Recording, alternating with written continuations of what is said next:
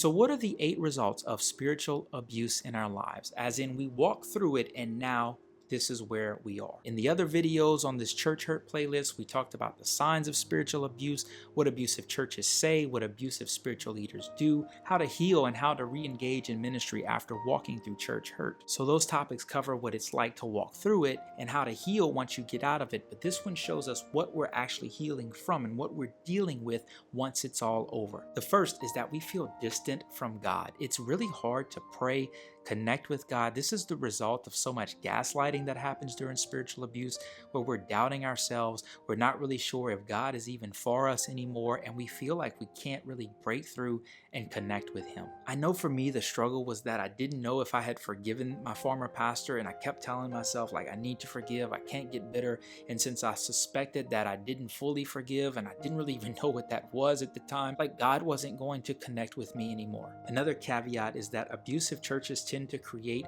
a dynamic where the spiritual leader and the people who follow him are so closely linked, and that spiritual leader becomes almost like the voice of God, that when that is stripped away, you realize that all this time I haven't really developed a relationship with Christ. It's really been an indirect relationship with Christ through my spiritual leader. So now that that person is removed, I'm basically starting from scratch. I'm not as advanced as I thought I was in my walk with God. I'm not sure how to directly rely on God. And so even though I'm trying to pray, I simply feel distant from Him. The second is that I become afraid of pastors and their motives and of church in general. Since that's the source of my hurt, I really don't want to ever experience that again. And so I'm afraid that it's going to happen if I trust again. To illustrate, let me share a story of a friend of mine who has a very young child.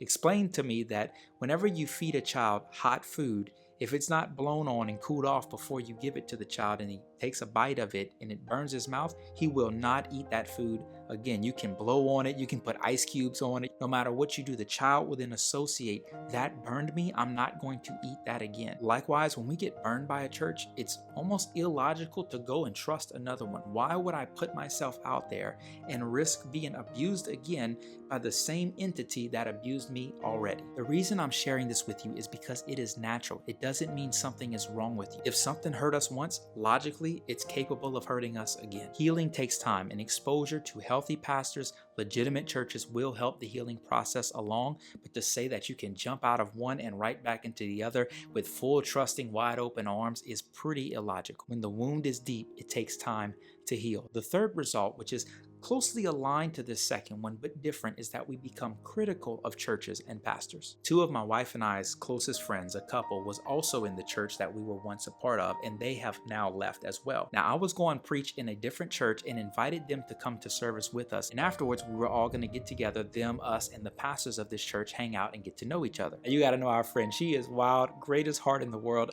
a lovely person, but she sat right across that pastor's table as he was explaining to her how he has a healthy church and he has opportunities, and she says, well, I don't trust a word coming out of your mouth because you're a pastor and I know how pastors are, you lie. Now, she had the confidence to say it out loud, but anyone who leaves a church will go to the next one and will be very critical because you're looking for reasons why you could get hurt there, and so you're not wanting to get hurt, so you're looking at what is wrong. You will find it very easy to find the faults with the new pastor. This doesn't mean you're a critical person or that you're permanently damaged or something is wrong with you. It means that you were hurt, and so in order to protect ourselves and not get hurt again, we're going to watch for things and look for those signs. But since we're looking so intently, we're seeing every flaw that pops out. This is the natural result of having been burned in a church, but it's something we have to guard against as the Lord leads us and we begin exploring new churches, connecting with new ministers. So the point is just to be aware that we are looking at this new opportunity through a fractured lens, and to not always impose our past on our present, because it might be a different opportunity that God is putting in front of us now. The fourth result is that we will struggle to reconnect with our calling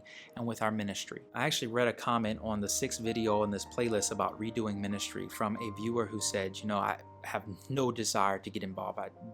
I do not want to be ever again in ministry. And it broke my heart to see but I get it. I understand why that person feels that way. I did my best to respond in an encouraging way. But you see, what happens is we have an idea of what ministry is going to look like. It's usually tied to the church that we're in, or will be done through the lens of that church. And then once it all falls apart, we're not really sure of what ministry is going to look like now. So one reason for disillusionment in re-engaging in ministry is that we're not really sure of what ministry is going to be. A second caveat to this is, why would we want to be involved with something that hurt us so bad and end up maybe hurting other people ourselves? Like, I don't want to do the very thing that messed up my life. The key is to allow God to reframe what ministry is going to look like, and also to give ourselves some time. You don't need to run off and pressure yourself to get back involved right away. But at the same time, you do have a purpose. God created you for a reason, and fulfilling that is the ultimate form of satisfaction. You've already given up so much to having been a part of whatever it was that abused you in the past that led you to this moment. Don't let them continue robbing you of things in your future, particularly your ministry and your calling in Christ. The fifth result of having experienced spiritual abuse is feeling lonely. We were part of a group. We were involved. We were part of the team. And now it's all been stripped from us. We've been kicked out, or we've kicked them out of our lives finally. And whatever has led to this moment has caused us to lose relationships, sometimes family members. And you may have had to walk out of that place by yourself. That takes backbone. That takes courage, but no matter how much of those good qualities it takes, it doesn't take away from the fact that you are now going to be experiencing loneliness in this new season of your life. The first thing to understand about this is that it doesn't last forever. You're just in shock. You're in a new phase and you have to adjust to where you're at now. But the second, and more importantly, is to begin to connect with healthy people. It doesn't have to be a brand new church right away. Eventually, that would be a good step to take, but it can be a small group or a gym or a hobby, something where you have a sense of community that will help you deal with the loneliness as you walk through this new transition in life. Now, the sixth result of spiritual abuse is depression. I personally have never struggled with consistent or clinical depression. It's not my go-to. I tend to be more optimistic and happy and make things happen and encourage myself type of person. But when I got out of this church for 6 weeks, I sat in a chair in my room and did nothing. I didn't create things. I didn't do ministry. I didn't connect with friends. I cried in a chair in my bedroom, not knowing where to go or what to do. I honestly don't even remember many moments during this particular season. My wife told me I would lay in bed and just stay in bed all day. This dark spot on my journey was a part of what had happened. It was the residual effects. But again, like the loneliness, it wasn't there to stay. It is only a season. Like I mentioned in one of the other videos on this playlist, I was hurting in my soul. My body was fine. It's not like anything was wrong with me. It's just deep on the inside. I was torn and broken. When that depression set in so deep, I just sat there, literally not knowing what to do. If you're in that season right now, I guarantee you it's just a phase.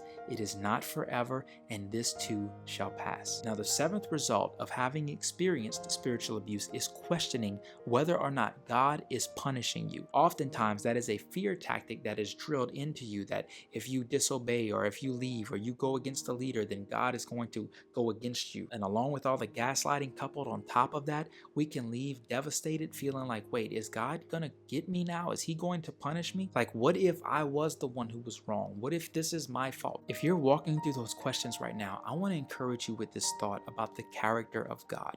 Who is God? Is he cruel? Does he take sides and decide who's right and who's wrong and go after somebody with a vengeance for what they did to someone else? Man, if that was the case, he'd be punishing us all. How many times have you done something wrong to somebody? How many times have people done something wrong to you? I could think of 3 people just this past week who cut me off on the highway. I know God should strike them with lightning. I mean, seriously, guys, we all mess up. And that's not even to say that you did mess up. But for the sake of argument, let's just say you were wrong. Does God go chase people down and hurt them for their mistakes? Or did he pour out all that anger on sin and mistakes on the cross whenever Jesus died there for us in our place? Chances are, if you were in an abusive church, you weren't even the problem. You didn't do anything wrong. But even if you did, there's grace for you. And number 8, the last result of having walked through spiritual abuse is an inability to think for yourself and make decisions. Abusive leaders will try to strip you of your confidence and your thinking abilities. They will convince you that you're right when you're wrong and that you are wrong when you're right. And their cultish-like ways require that you not make your own decisions. If you thought for yourself in the process